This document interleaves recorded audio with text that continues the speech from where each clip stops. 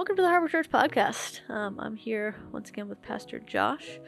We've been in a series lately looking at the values of Harbor, our core values, what we decided way back in the beginning should kind of define the DNA of Harbor.Church outside of just biblical truth. What would set us apart? What would make us different? What's up, everybody? That's a fun... I love having that conversation just because I think if we don't talk about it, even though we know it, we'll just drift away from it.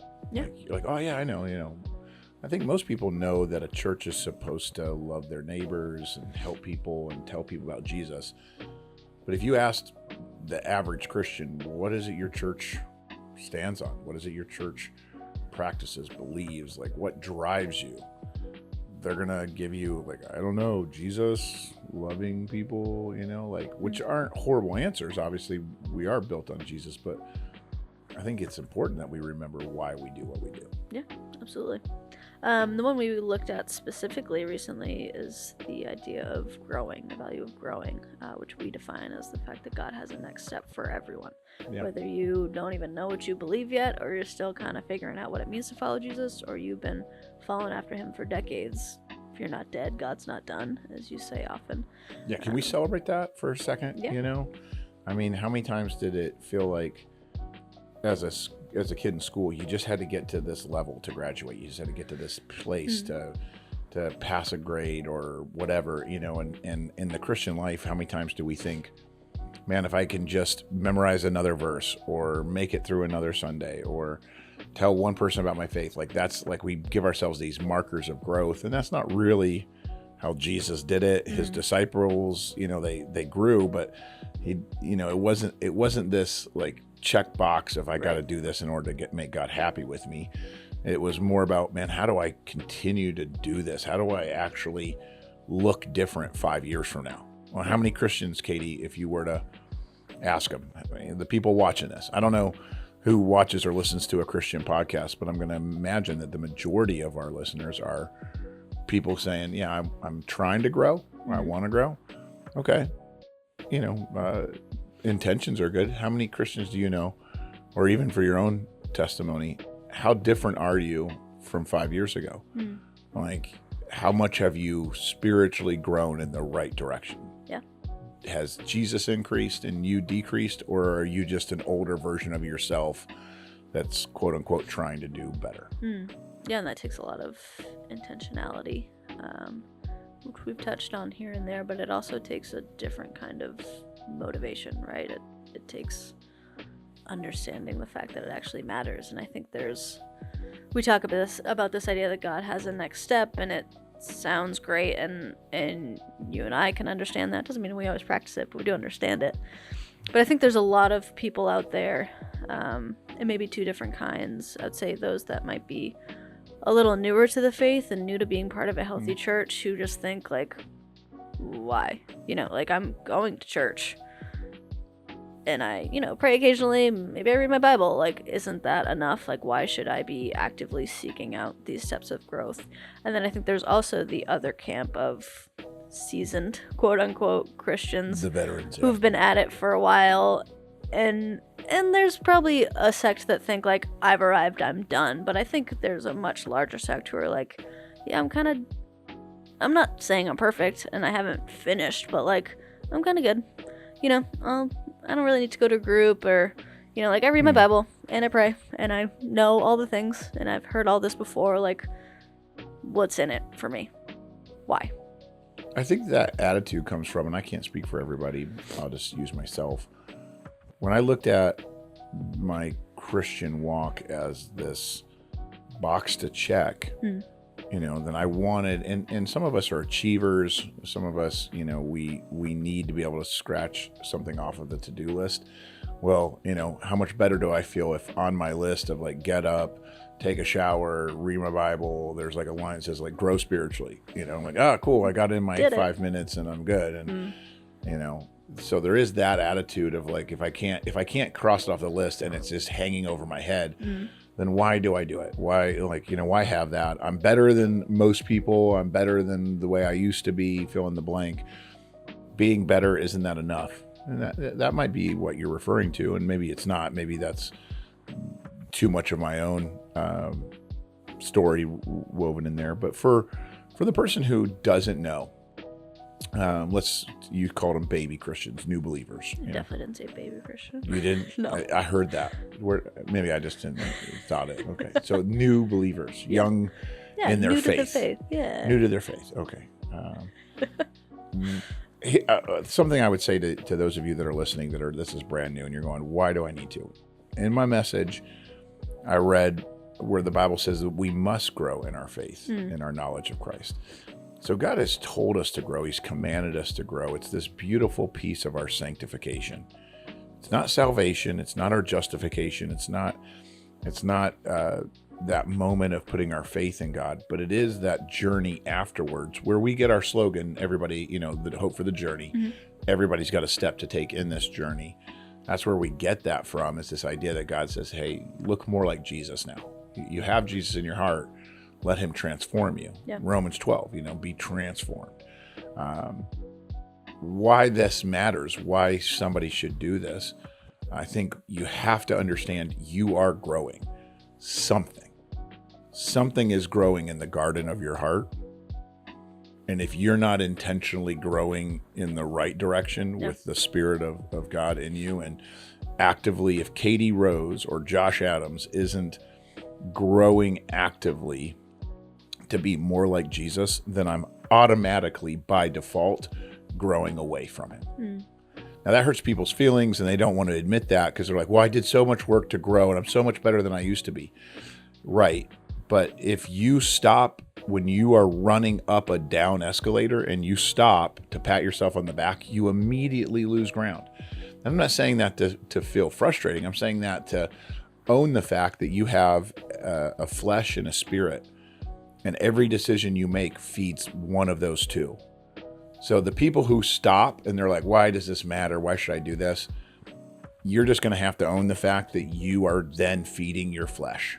When I stop feeding my spirit and I stop trying to do things the way God wants me to, I am actively feeding my flesh and saying, like, yeah, I kind of want to do my own thing. And I don't see it as bad. I don't see it as evil. I want to tell myself, well, I'm so much better than I used to be a couple years ago. So why does it matter?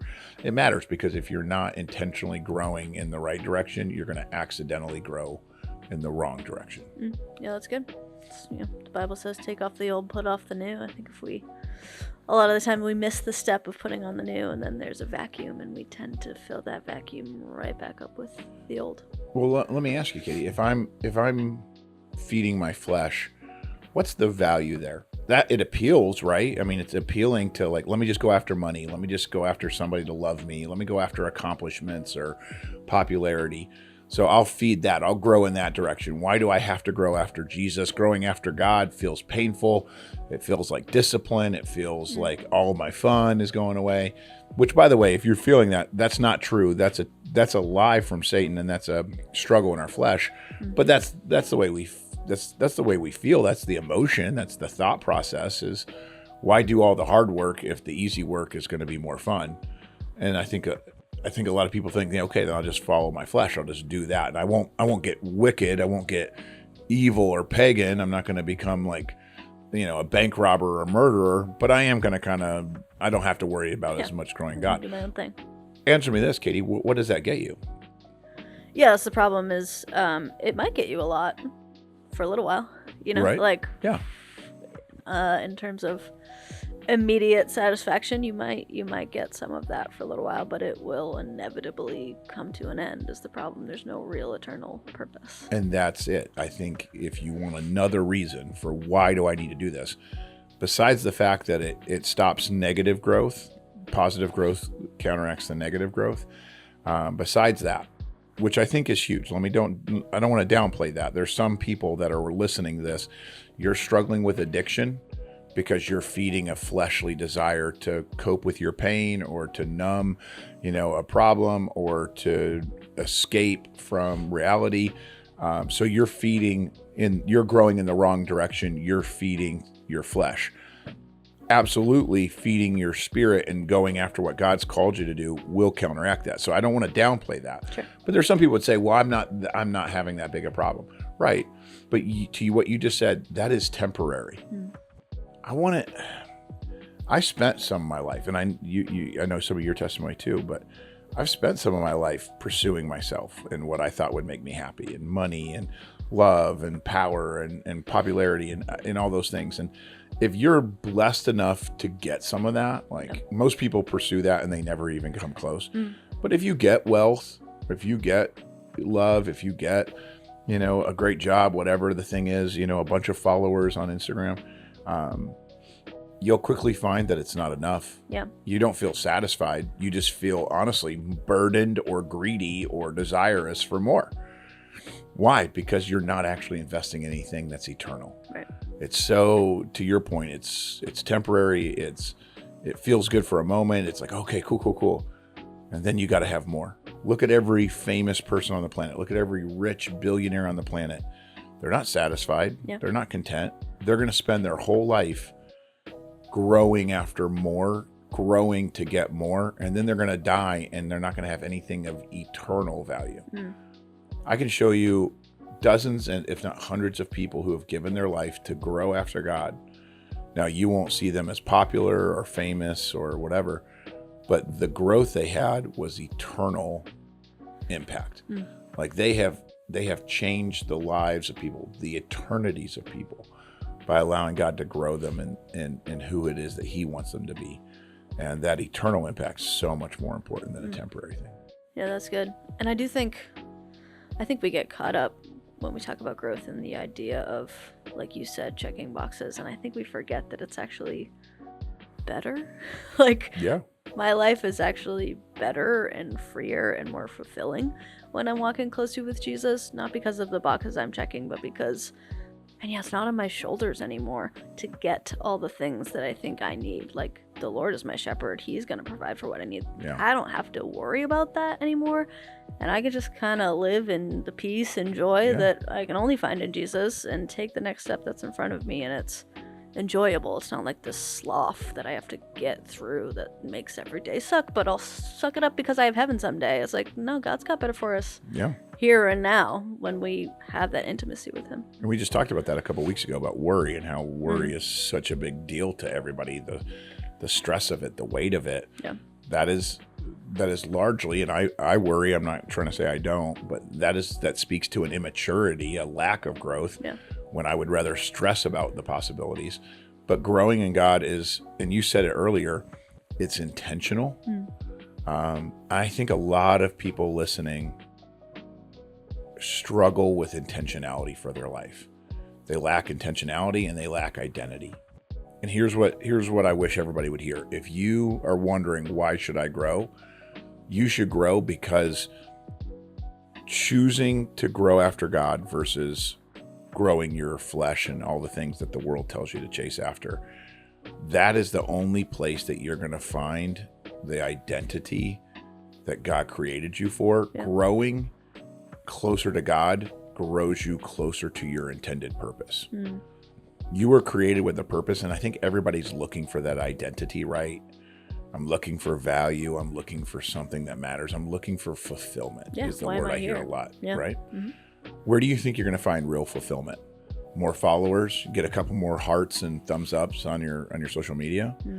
Oh no, I'll find my purpose and my identity. I'll finally feel fulfilled if I get that raise, if I get a boyfriend, a girlfriend. What is it that, I think we're trying so hard to grow after all the things that are shiny and dangled in front of us by culture.